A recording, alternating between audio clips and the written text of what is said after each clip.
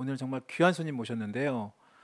요즘 뭐 정치, 사회, 경제 뭐 각 분야별로 정말 많은 이슈와 현안들이 뭐 매일매일 막 터져 나온 상황에서 이분의 목소리에 많은 시민분들이 공감하시고 막 응원을 보내주시고 계십니다. 아마 제가 보기에는 최근 여러 현안들에 대해서 국민의 마음을 가장 아마 잘 대변해 주시는 것 때문에 그런지 아닌가. 하여튼 그런 여러 그 현안에 대해서 일종의 사이다 발언이라고 해야 되나요? 하여튼 요즘 용어로 아주 힙한 정치인을 한 분 모셨습니다. 저희가 용해인 기본소득당 상임 대표님 모셨습니다. 네, 안녕하십니까? 안녕하세요. 안녕하세요. 네, 반갑습니다. 저희 오마이뉴스 오마이TV에는 처음 모셨. 네, 네, 맞아요. 그렇죠. 오마이TV가 이제 제 의정 활동이나 네, 기자회견 이런 내용들 많이 이제 영상으로 담아 주셨는데 네. 제가 이렇게 라이브에 출연하는 것은 그러니까요. 오늘이 처음입니다. 아유, 감사합니다. 아, 이렇게 제가 감사하죠. 바쁘신데 이렇게 시간도 내주시고 앞으로 저희 시청자 여러분이나 독자 여러분들이 되게 의원님을 되게 많이 좋아하십니다. 아유, 영광입니다. 많이 그래서 막 저희 그 의원님 뭐 회견이나 그다음에 뭐 이런 라이브 이렇게 할 때 댓글 보면 그 응원의 그 댓글도 엄청 많고 그리고 언제 한번 저희 스튜디오 한번 모셔가지고 말씀 한번 좀 듣고 싶다 막 그런 얘기도 많이 듣고요. 예. 감사합니다. 네, 아유. 그래서 오늘도 혹시 저기 시청자 여러분 저희 의원님한테 혹시 궁금하신 거 있으시면 댓글 올려주시면 제가 또 적극적으로 또 보고 또 한번 제가 또 질문도 드리고 같이 하도록 하고요. 여튼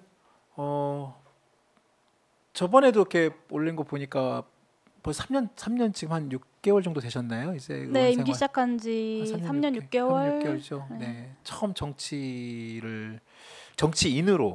국회에 들어오신 건 3년 6개월 되셨고 물론 처음에 한 번은 고배를 마셨고 2020년에 들어오신 거죠. 네, 맞습니다. 그렇죠. 그래도 제가 한 2010년부터 정당 활동을 시작해가지고 맞아. 하셨죠. 네, 정당 활동을 한 지는 좀 되셨죠. 됐고요. 한 13년 정도. 그 그 노회찬 서울시장 후보 그때도 선거운동으로 선거운동 하셨었죠. 2010년에 처음 이제 정당 활동이라는 걸 시작했었어요. 그리고 그 막 나무위키 여러 가지 그 의원님에 관련된 여러 가지 스토리를 쭉 보면 되게 오래전부터 대학 다니실 때부터 네. 그리고 나름대로 하여튼 여러 가지 활동도 하시고 아마 많이 아실 겁니다. 그리고 아마 보시면 우리 의원님을 이해하는데 좀 더 도움이 되실 수도 있고 어떠세요? 지금 이제 마지막 정기국회지 않습니까? 이제 의원으로서 한번 보시고 이제 앞으로 한 6개월 정도 네 그리고 이제 내년 또 총선 또 준비하시고 지금은 또 기본소득당의 또 사실 대표이시기도 하고 어떻습니까? 지금 한 6개월 남짓 남았는데 그 동안에 하여튼 그 좀 뭐라고 소회라고 해야 되나요? 뭐 소감 한번 좀 해주시면. 이제 마지막 정기국회잖아요. 그러니까요. 그렇죠. 근데 마음이 좀 많이 무거워요. 그러니까 네. 제 본업은 기본소득이거든요. 네, 그렇죠. 제 본업은 기본소득인데 네. 사실 요즘에는 본업에 대해서 이야기하기보다 네. 뭐 아주 기본적인 우리 사회가 합의해 왔던 원칙들이 무너지는 것들 이런 거에 대한 이야기를 더 많이 해야 돼서 좀 마음이 무겁기도 하고요. 그리고 국회가 좀 잘 운영이 안 되고 있어요. 네. 저도 초선 의원이라서 사실 네. 지난 3년 동안 겪어본 국회가 전부이긴 하지만 불과 2년 3년 전만 하더라도 국회가 이렇게까지 막혀 있었던 적은 없었거든요. 근데 뭐 행정안전위원회 그리고 여성가족위원회 제가 이 두 상임위에서 일을 하는데 맞아요. 두 상임위 다 결산 심사 상정도 못했어요. 아직 네. 못했습니까? 아마 이제 앞으로 결국 못하게 된 거고 이제는 네. 그리고 사실 여름에 굉장히 중요한 현안들이 많았습니다. 맞아요. 그 오송 지하차도 참사가 있었고 뭐 잼버리 파행도 있었고 맞아요. 정말 우리 사회를 뜨겁게 달궜던 이슈들인데 국회에서 제가 있는 상임위가 이제 주관 상임위인데 네. 관련된 현안 질의 한 번을 못 했어요. 그때 행안위 파행 때도 그때 의원님 그 여당 간사하고 한바탕 또 하셨고 말씀도 하셨는데 맞아요. 맞습니다. 그래서 정말로 국회가 이 어떤 현안들에 대해서 질문 한 번 못 하고 있는 상황. 네. 이게 좀 마음이 많이 무겁죠. 상반기에는 또 기재위도 하셨어요. 네, 그렇죠. 이제 기재위에 가고 싶었고 네. 이제 제가 뭐 아주 정치를 뭐 박사까지 한 연구자 이런 건 아니지만 네네.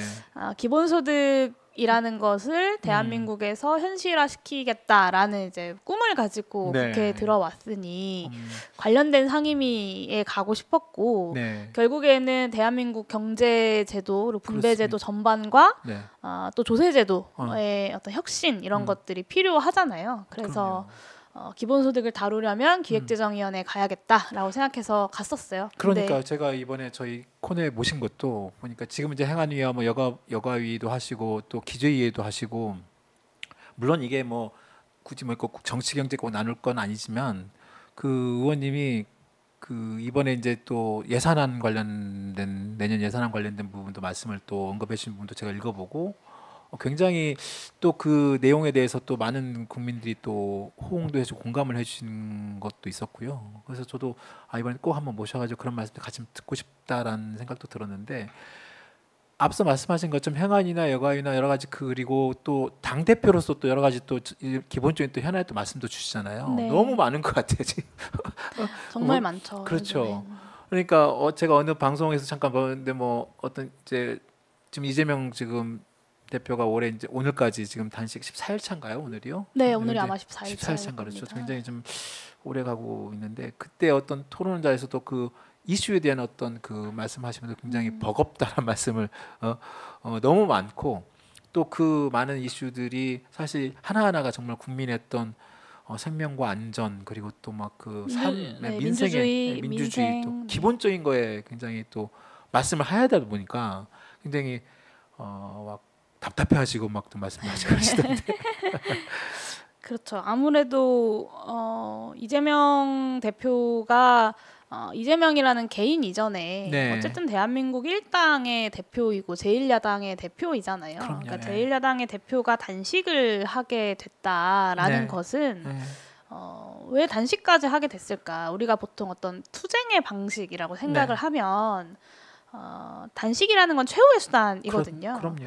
물리적으로 부딪히거나 아니면 말로 해서 뭔가를 싸우거나 네. 하는 것들이 다 불가능할 때 이제 어떤 정말 말 그대로 목숨을 걸고 이제 그렇죠. 단식이라는 걸 하게 되는 건데 대한민국 정치에서 제1야당의 대표가 단식을 하게 되는 상황은 사실 굉장히 비극적인 상황이죠. 그만큼 그럼요. 네. 어떤 대화를 통해서 문제를 해결하는 것이 불가능한 상황에 놓여 있기 때문에 이제 단식이라는 것을 선택할 수밖에 없었던 것이 아닌가라고 네. 저는 좀 이해를 하고 있고 여기에 대해서 이제 어제 대통령실이 뭐 현안에 대해서 대통령실이 언급하는 것이 뭐 부적절하다 이런 식의 입장을 냈는데 맞아요. 제1야당의 대표가 국정쇄신을 요구하면서 단식을 하는데 네. 거기에 대해서 어떤 형태로든 그러니까 대통령이 원하는 답이 대통령이 하고자 하는 답이 이재명 대표가 원하는 답이 아닐 수 있어요. 네. 뭐 싫다라고도 답할 수 있잖아요. 네. 그럼 그런 답이라도 사실 해야 되는데 그럼요. 어떤 답변도 하지 않고 있다라는 게 좀 굉장히 답답한 상황이죠. 아니 그 대통령실에서 나오는 여러 가지 그 코멘트나 언급하는 거 보면 아니 굳이 하지도 않아야 될 언급은 많이 코멘트는 하면서 정작 정말 중요한 진짜 언제까지 제1야당 대표가 이렇게 오랫동안 단식하는 사례가 정말 2023년 대한민국에서 일어날 거라고 아무도 생각하지 못한 거 아닙니까? 말하고 싶지 않은 거에 대해서는 말 안 하고 그러니까요. 말하지 않아도 될 거에 대해서는 굉장히 길게 말하는 게 이 정부의 특징인 것 같아요. 그러니까요. 그러니까 예를 들면 제가 다른 방송에서도 예를 들었지만 사실 문재인 전 대통령이 홍범도 장군 흉상 논란 네. 관련돼서 SNS에 글 쓴 거 가지고도 입장을 내잖아요. 맞아요. 네. 근데 어떤 현직도 아니고 전직 대통령이 SNS에 글 쓴 거 가지고도 입장을 내면서 네. 제1야당의 대표가 단식을 하고 국정쇄신을 요구하는데 여기에 대해 답을 하지 않는다? 황당하죠. 그리고 최은순 씨, 그러니까 그 윤석열 대통령의 장모 재판 관련돼서 유죄 판결이 심지어 나왔고 법정 구속됐죠. 네, 법정 구속까지 됐으면 여기에 대해서 국민들 앞에 뭐라도 가타부타 최소한의 정말 사과라도 해야 되는 거 아닙니까? 그렇죠. 입장 표명이 있어야죠, 있어야 분명히. 되는데. 근데 여기에 대해서는 이야기하지 않으면서 네. 또 뭐 이 뉴스타파 건 같은 경우에는 네. 이제 사실 확인이 되지도 않은 어떤 배후설 같은 걸 가지고 선거 공작이다 이런 논평을 하고 있는 게 대통령실 아닙니까 사실. 맞습니다. 네. 네. 그러니까 아직 지금 경찰 수사가 이제 검찰이 이제 뭐 그 수사도 뭐 좀 지켜봐야 되겠습니다만 그런 부분들과 이미 그 대통령실에서 이미 딱 그 프레임을 딱 짜고 사실상 완전히 범법 행위로 이제 규정을 짓고 그렇게 해버리면 지금 사법 당국에서 할 수 있는 그 룸이라는 게 여지라는 게 되게 좁아질 수밖에 없는데 그게 사실상 개입 아닌가라는 그렇죠. 생각도 들고 네. 그 부분 이따 좀 더 말씀을 주시고 아까 이재명 대표 보셨잖아요. 네. 그 저번에 지난주에 한번 찾아뵈서 얼굴 뵈셨죠? 이번 주 월요일에 이제 가서 뵀어요. 이번 주 월요일 어제 이틀 전이군요. 예.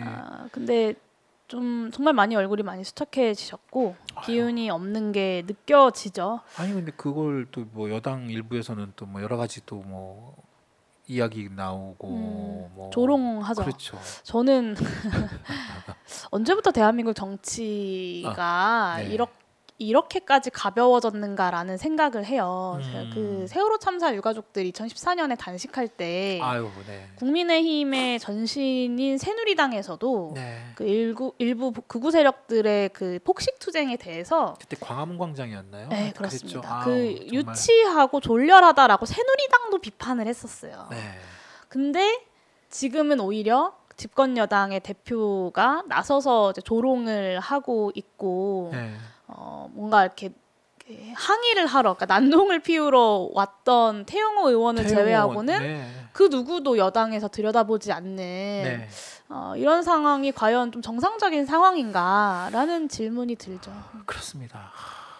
저는 좀 그 생각도 났어요. 2016년에 이제 이재명 당시 성남시장이 청년 기본소득을 도입하려고 네. 박근혜 정부가 이제 못하게 막으니까 강화문에서 단식 농성을 하셨었거든요. 그때 이제 기본소득을 지지하는 청년으로서 그 단식을 이제 되게 응원하면서 지켜봤던 기억이 있는데 이번에 월요일에 이제 찾아가서 뵈니 좀 그때 생각이 나더라고요. 네. 박근혜 대통령 때 단식을 했었고 윤석열 정부의 이런 퇴행에 어떤 맞서서 또 단식을 해야 하는 것이 이게 참 마음이 무겁죠.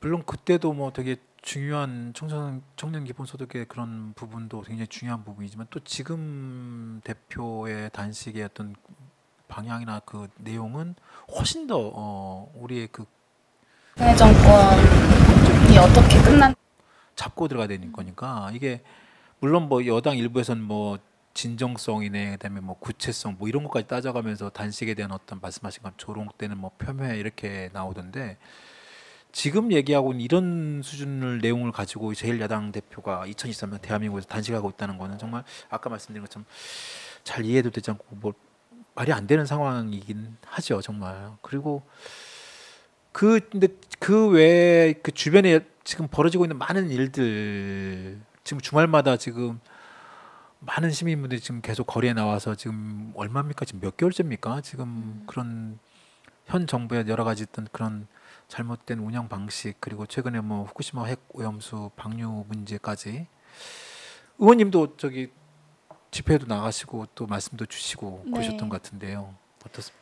근데 이 윤석열 정부의 국정 운영 방식이 잘못되었다라고 이야기하시는 분들이 정말 많이 계시고 특히 후쿠시마 오염수에 대해서 일본에 가서 입도 뻥끗 못했던 이 윤석열 정부의 분노한 국민들이 굉장히 많이 이제 또 거리로 나오셨잖아요. 근데 이게 사실 야당과 어떤 진보 세력만의 요구는 아니에요. 그렇죠. 국정 쇄신이라는 게 보수 세력에서도 그러니까 집권 여당에서도 나오는 주장이고 제1야당의 대표가 국정 쇄신을 요구안으로 내걸고 단식까지 하고 있다면 사실은 꼭 제1야당의 대표가 원하는 방식이 아니더라도 어떤 형태로든 간에 뭐 제1야당 대표, 뭐 시민은 국민들 그리고 뭐 보수 세력 자기 당의 어떤 일부까지 이런 요구를 한다면 어떤 방식으로건 좀 합리적인 부분으로 방향으로 국정 쇄신을 하는 게 맞죠. 근데 윤석열 대통령이 단 뭐 하나 밀리지 않겠다. 그러니까 어디에서 하나라도 밀리면 전체에서 다 밀리는 거 아닌가라는 두려움을 좀 갖고 있는 것 같아요. 근데 사실 우리가 전투에서 이기는 것이 전쟁에서 이기는 건 아니다라는 말 많이 하잖아요.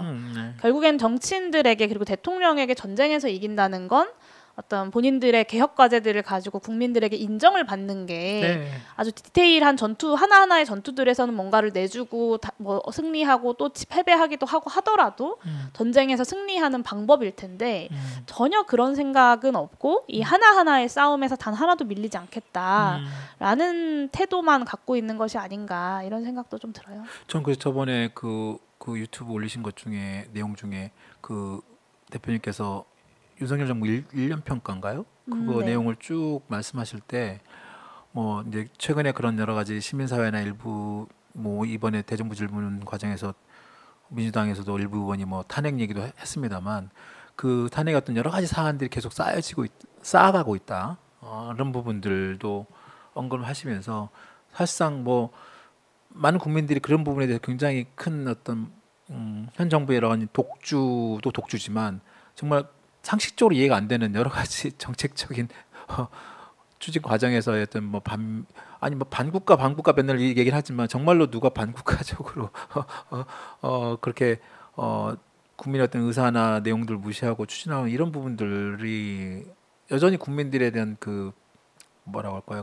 과거와 다른 어떤 태도에 불만이 굉장히 너무 높이 있는데 그때도 1주년 평가 때도 그런 말씀 많이 해주셨어요. 각각의 내용들이 지금 계속 쌓아가고 있다는 부분들을 지적해 주시고 네, 과연 윤석열 정부가 감당할 수 있는가라는 생각이 저는 들고요. 그러니까 물론 이제 탄핵이라는 것은 굉장히 엄밀하게 법적으로 따져봐야 하는 것이죠. 근데 그것과 별개로 어떤 이 윤석열 정부의 퇴행과 어떤 꽉 막힌 독선적인 국정 운영에 대해서 국민들이 그런 요구를 하는 건 너무 자연스러운 일이라고 생각합니다. 그렇죠. 물론 이제 실제로 절차를 진행하려면 하나하나 법리적으로 따져봐야 하겠지만요. 네.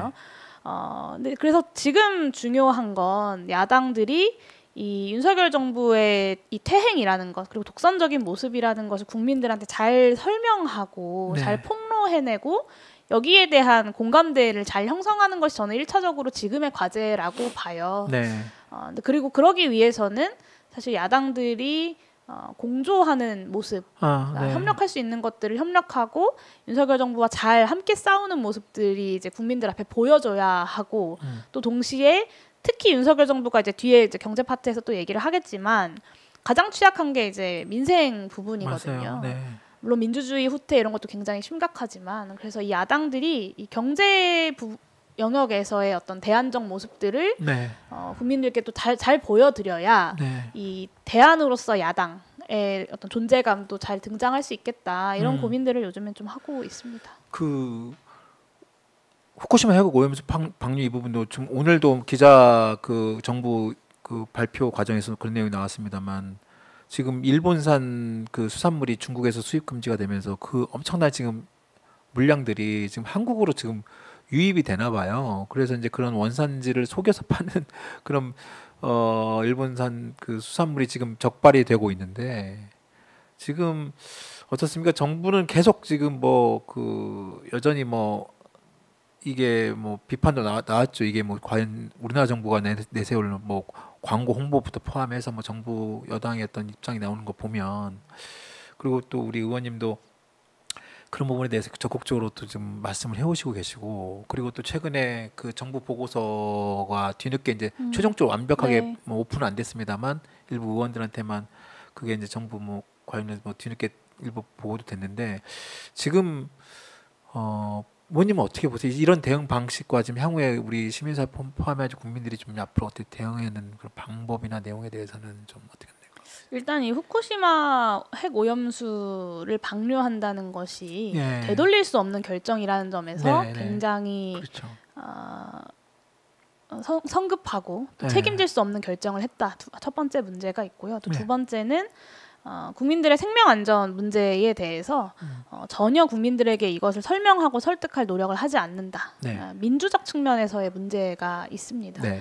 그러니까 대다수의 국민들, 그러니까 85% 이상의 국민들이 후쿠시마 오염수 방류를 반대한다는 조사 결과가 꾸준히 나오잖아요. 그렇죠. 그럼에도 불구하고 국민들의 반대에도 불구하고 이것을 꼭 해야겠다. 이것이 국익에 부합한다라고 하면 그 국민들을 설득하는 과정을 거쳐야 합니다. 근데 윤석열 정부는 그런 것도 하지 않고 있고 네. 오로지 이제 괴담으로 치부해버리고 있죠. 네. 저는 여기에서의 이 반민주적인 모습들도 굉장히 큰 문제라고 보고요. 그리고 후쿠시마 수산물 관련돼서 저도 이제 아기 키우는 엄마고 네, 그렇죠. 네. 굉장히 우려가 주변에도 많아요. 그렇죠. 그리고 제가 여당에 이제 다음 총선 출마 준비하시는 분들 이제 오며 가며 만나면서 지역구에서 이런 문제에 대해서 정말 엄마들 불안이 크지 않냐라고 물어보면 다 엄청나게 불안해한다고 얘기해요. 네. 근데 어떤 정부 그 대통령실의 기조에 반하는 말을 공개적으로 할 수가 없기 때문에 사실은 이것을 이제 옹호하고 네. 있는 건데 지금 이제 정부가 후쿠시마 오염수가 안전하다고 홍보하는 것들 나중에는 결국에 일본의 이 수산물 특히 후쿠시마산 수산물을 수입 허용하게 되는 네. 결과의 증거 자료들로 저는 쓰일 거라고 생각하고요. 네. 그리고 실제로 그 일본에서도 계속 후쿠시마산 수산물 수입 재개를 위한 압력을 계속해서 넣고 있잖아요. 네. 그 일본 무역진흥공사가 일본 수산물을 한국에도 수출 확대를 하겠다라고 이제 밝혔고 말씀하신 것처럼 국책기관 연구 보고서에도 이 후쿠시마 오염수 방류와 수산물 수입에 대한 우려를 계속해서 표하고 있음에도 맞아요. 불구하고 네. 여기에 대한 이런 방구도 없는 이런 상황이어가지고 저는 정부에게 뭔가를 기대하기가 참 어렵다. 그러니까 민주적인 절차든 아니면 국민의 생명과 안전을 가장 우선에 둔 판단을 하는 것이든 기대하기가 어렵고 그렇다면 결국에는 국회에서 할 수 있는 모든 방법을 다 써야 되는 거 아닌가라는 생각이 듭니다. 뭐 청문회도 뭐 여당이 동의를 안 하면 현실적으로 뭐 정부 측의 출석부터 시작해서 자료 제출이나 이런 협조에 어려움이 있고 저는 이제 기본소득당에서는 국민투표를 하자 네, 저번에 그러셨죠. 그런 네. 주장을 했었는데 이게 일본의 오염수 방류 자체에 대한 국민투표라기보다는 네. 대한민국 정부의 입장을 국민들의 목소리를 듣지 않고 정했기 때문에 네. 대한민국 정부의 입장을 국민투표로 정하자 이런 제안이었거든요. 근데 이것도 뭐 그러려면 국민투표법을 개정해야 되고 뭐 대통령이 국민투표를 하겠냐 이런 이야기들이 계속 나오면서 사실은 네. 국회가 국회 안에서 해야 할 일들을 제대로 못한 것이 네. 아닌가라는 좀 반성적 평가를 저는 좀 하고요. 네. 하루라도 이미 방류는 시작됐지만 앞으로 30년 동안 방류를 한다는 거 아니에요. 하루라도 더 앞당겨서 이것을 중단시키려면 네. 한 방울이라도 덜 방류되게 하려면 이 모든 수단을 강구해야 되고 그러기 위해서는 이제 야당들 간의 공조가 굉장히 중요하다. 뭐 이런 고민들을 좀 하고 있습니다. 올 10월인가요? 다음 달인가 11월 달인가 그 런던에서 런던 협약 관련해 가지고 이 부분을 지금 야당에서는 지금 현재 뭐 파견해서 뭔가 입장이나 내용들을 전달하겠다고 뭐 그런 내용도 나온 것 같고요. 그다음 물론 거기에 대해서 이제 정부 여당 쪽에서는 뭐 또 국제적 망신이냐 뭐 그런 식으로 또 발언도 하고 그러던데 그런 어떤 움직임이나 야당의 어떤 그런 것들은 어떻게 보십니까? 그런 국제적 대응을 비롯해서 야사당이 후쿠시마 오염수 방류 문제에 공동 대응하기 위한 테이블이 지금 있습니다. 논의를 하고 있고요. 네. 그래서 이제 런던 협약 그 총회에 가는 것도 그렇고 네.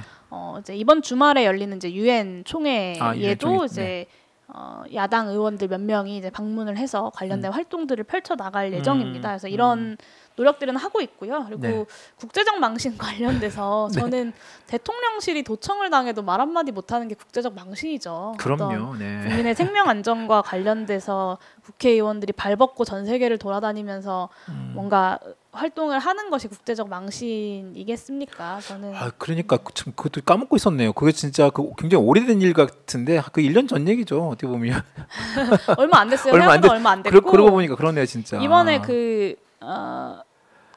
윤석열 대통령이 G20 다녀오셨잖아요. 그러면서 이제 그 중국의 리커창 총리를 만나서 뭐 국제사회에서의 역할을 뭐 제대로 해야 된다 이런 경고를 했다라는 소식이 들려오면서 김기현 대표가 이거에 대해서 이것이야말로 윤석열 정부의 주권 외교다라고 얘기했어요. 근데 저는 뭐 주권 외교의 모습일 수 있죠. 할 말은 한다. 근데 왜 그것이 선택적으로 적용되는가? 심지어 미국은 그 대통령실을 도청을 했는데 친구 사이는 도청할 수 있다. 세상에 어느 친구가 친구를 도청합니까? 맞아요. 그리고 네. 일본의 후쿠시마 오염수 방류에 대해서도 최인접국이면서도 말 한마디 못한 네. 심지어 정상회담을 만나서도 6개월에 지금 6번을 만났다는데 한 번도 그런 얘기 그쵸. 붙이지 그게 못했다잖아요. 의제로 올라오지도 못했죠. 네. 그러니까 이런 것에 대해서는 왜 주권 외교가 등장하지 않는 건지 저는 좀 역으로 묻고 싶어요. 그렇군요. 참